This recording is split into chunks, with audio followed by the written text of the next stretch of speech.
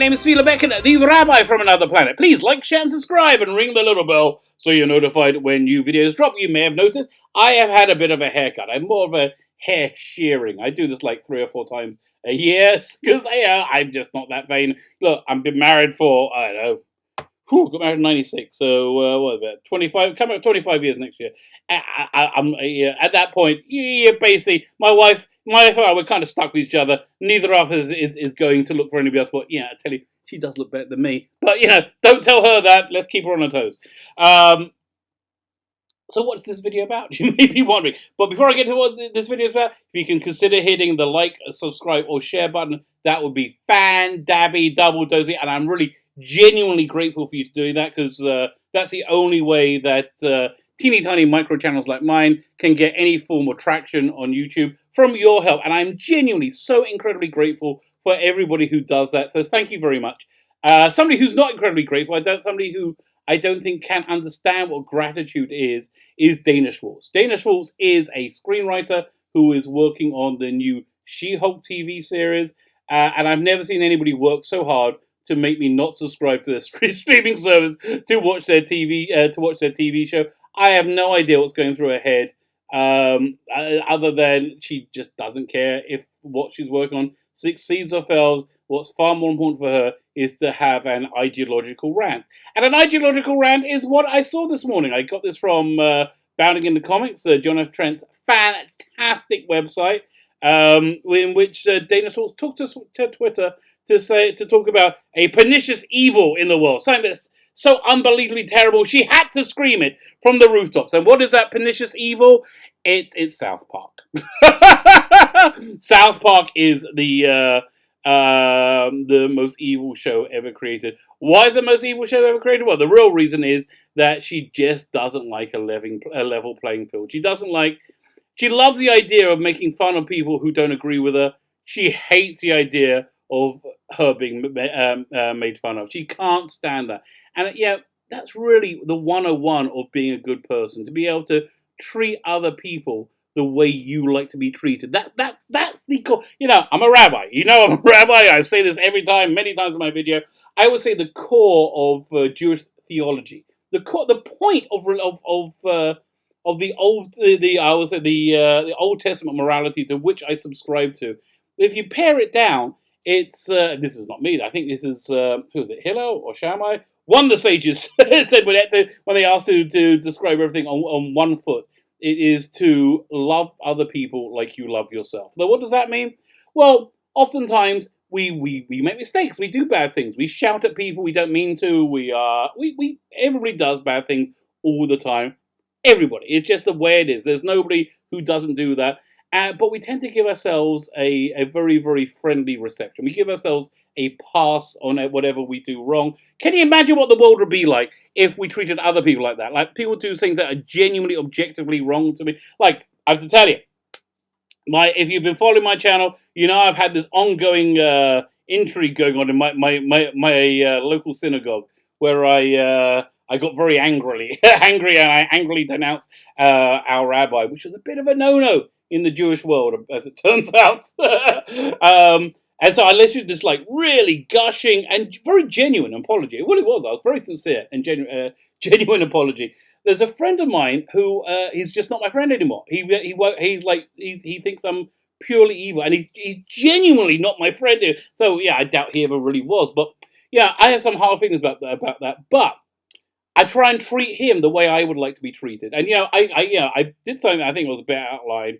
And I apologize, and I meant it. I would like people to be able to move on. So it's really not fair of me to be holding a grudge against him. So I'm going to treat him the way he treats me. But it's very difficult because there's a lot of emotion built up with it. But every day during prayer services, I actually have a section where I think about this guy, and I'm like, if he's wrong, I can't say objectively he's right or wrong. Maybe I'm totally wrong. If he's wrong, then I do forgive him, and I do try and maintain my love and my care for him, even though he really has anger and hatred for me and disdain. I just think that makes me a better human being. So being a better human being is something that's foreign, absolutely foreign to the blue checkmark Twitter Taliban. And I call them the Taliban because the Taliban has no sense of humor about themselves whatsoever. They cannot laugh at themselves in any way. And I think if like these social justice warriors, if they could treat people the way the Taliban did, and like have a campaign of fear, behead anyone who disagreed with them or enslaved, all the terrible things we've heard ISIS do. If they could do it, I'm sure they would. But fortunately, they can't because they are such pathetic and weak individuals. So going back to Dana Schwartz, who is this pathetic and weak individual, she's very upset at South Park because South Park is an equal opportunity offender. South Park makes fun of everything that it sees that's kind of stupid. I am clearly on one side of the ideological divide. They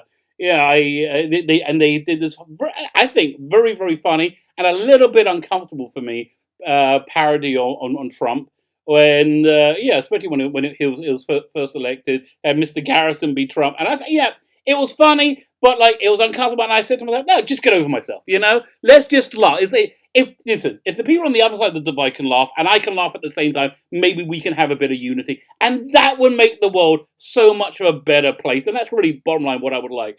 But the people on the other side of the divide, the Danish Schwartzes of the world, do not like that. They do not like a level playing field. They really, really, genuinely hate it. Dana goes on Twitter and goes on this rampage against South Park. She says, in retrospect, it seems impossible to overstate the cultural damage done by South Park. Yes, the cultural damage. I mean, poking a hole in your massive inflated ego.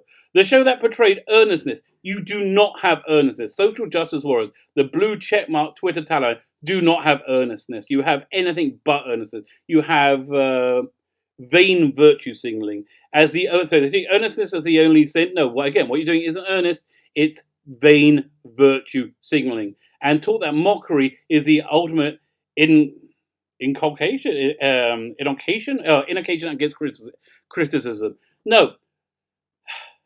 Mockery is what you do when somebody is being stupid and destroying your culture through their stupidity. And if you're worried about people being immune from criticism, then I think your side of the ideological divide is far worse. You feel that if somebody's got the right the right skin color, the right sexual orientation, the right gender, the right view of their gender, then they become critic proof. But if not, and the fact that anybody makes fun of them, which South Park does, is intolerable. So that is there. But just about every time when somebody brings a criticism against you, it's almost always a criticism against herself. So she goes on and on and on and on. I can't read you all the tweets. Smugness is not the same as intelligence. Yes, I know. I think you Dana are very smug and you're not very intelligent. Provocation isn't the same as bravery. You're right. South Park isn't into provocation, but they are into bravery. And bravery is when you can stand in front of a tsunami and stand firm because it's right. It's a right and decent thing to do, which is to make fun of things that are stupid, regardless of if you agree with the side, the ideological side that is believing this nonsense or not. If you can be that honest about yourself, if you can stand against the not just prevalent, the overwhelming culture, then that is brave. That's extremely brave. And that's bravery is something that I don't think the Dana Schwartzes of the world can understand. So he said the lesser of two evils aren't the same. So it goes on and on and on, and then. To be clear, I don't blame the show itself as much as I blame the generation of boys who internalize it to personalities. No, okay, Dana. You don't hate this generation of boys because they've been brainwashed by South Park. You hate men. You hate masculinity, and it's not toxic masculinity. Eh? You hate masculinity. You feel it's evil. You feel it's wrong. I don't understand why you think that way, because men and women are different and equal, and they bring different things to the table, and you can't exist. I don't think you can exist without having both that masculine and feminine energy. I think the best way to make really good human beings is to have a man and a woman bringing their differences together to make children and to make children into the best human beings they could be. I have to tell you, it's fantastic. It's like right now, my kids are getting older, And I'm just so incredibly proud of them. I'm so incredibly proud of them. Like my daughter works with at risk kids at a school. She's not that old. She's like 19, and my wife went to see her on a school trip when she's with a student. Students love her, just love her so much. And like this one boy came up to her and says, if it wasn't for your daughter, I would not. There's a very important exam that you have to do. Like it's much more important than the SAT. That kind of defines your life to a certain extent. That if it wasn't for if it wasn't my daughter, that she would. That they would have got such a and he was speaking in English as well, and he could barely speak English. It was such a struggle. If it wasn't for her, he would have failed. He would have done bad, and his his trajectory for his life would have been completely different. And yet, and it's just so wonderful to see your children being so much better than you. That's really a massive blessing that I could give to all of that. Your children, you should look at your children and you go, oh my God, they're so much better than me. It's wonderful. My son, he gave donated bone marrow was it, a year or two ago.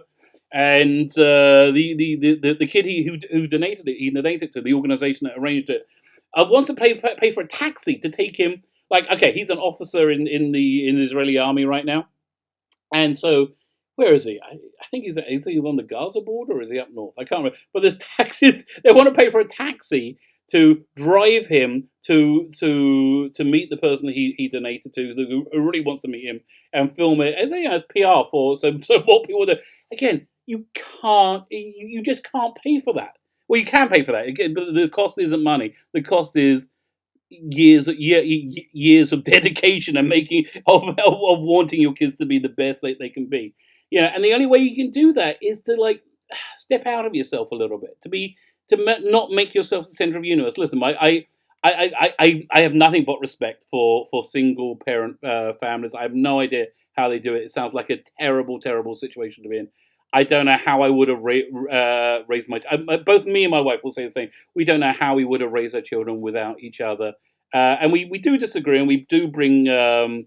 We definitely bring a different energy and different things to the table. And sometimes we go with one of us. Sometimes we go with the. You need to. You need that masculine and feminine energy.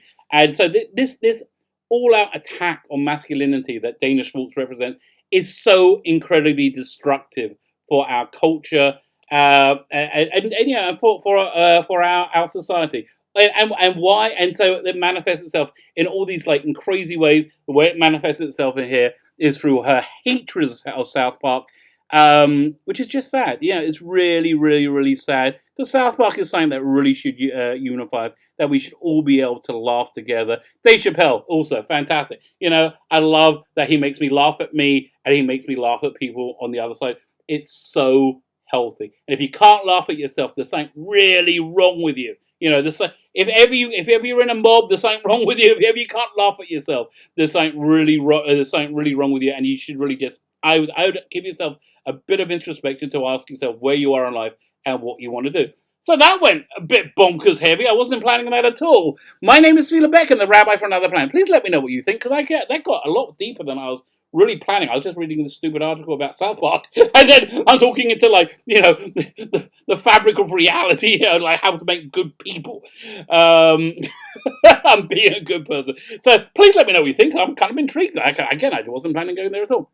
Thanks so much for listening, and have yourself a fantastic day.